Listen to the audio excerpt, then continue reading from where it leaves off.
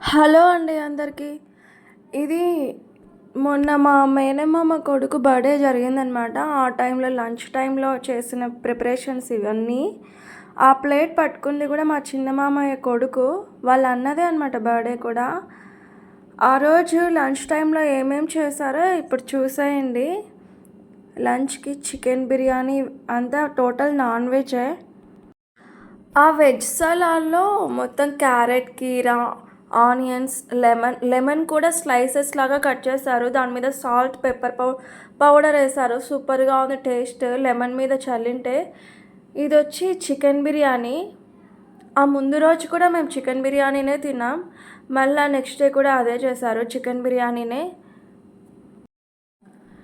ఇది వచ్చి mutton curry, అది దాల్చా.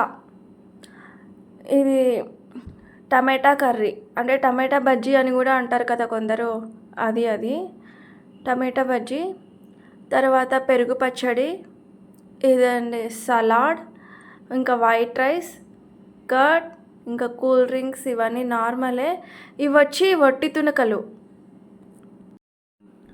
తునకలు అంటే మటన్ని ఎండబెట్టి చేస్తారు కదా, ఫ్రై చేస్తారు అది. ఇది పాయసం, సేమియా పాయసం, పాలు వేసి.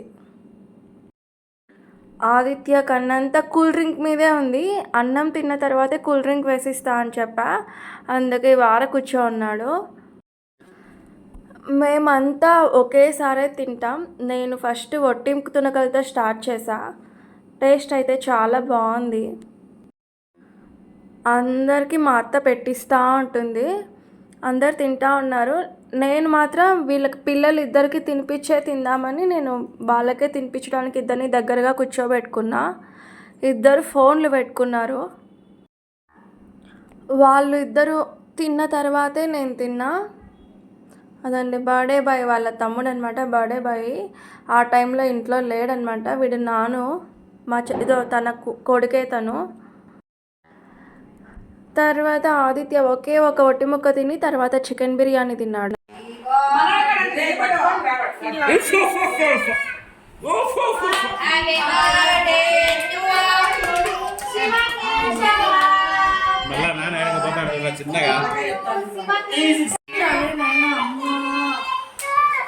హ్యాపీ బర్త్డే టు యు చిన్నోడా.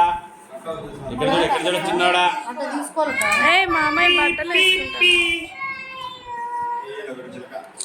కానీ హ్యాపీ బర్త్డే టు యు. నువ్వు అందరూ అడిపండి. You go there.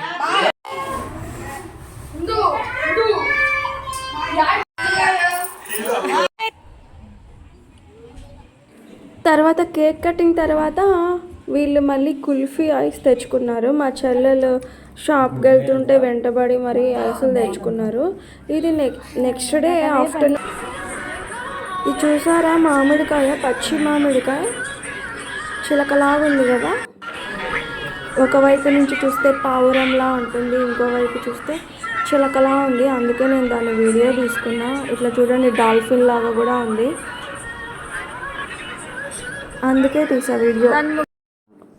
ఇప్పుడు నా చేతిలో ఉండేటివి వచ్చి ఉప్పు శనగలు అనమాట. వీధిలోకే ఒక ఆంటీ వచ్చింది, గంప తల మీద పెట్టుకొని. దాంట్లో గ్రీన్ బఠానీ, ఈ ఉప్పు శనగలు తెచ్చింది.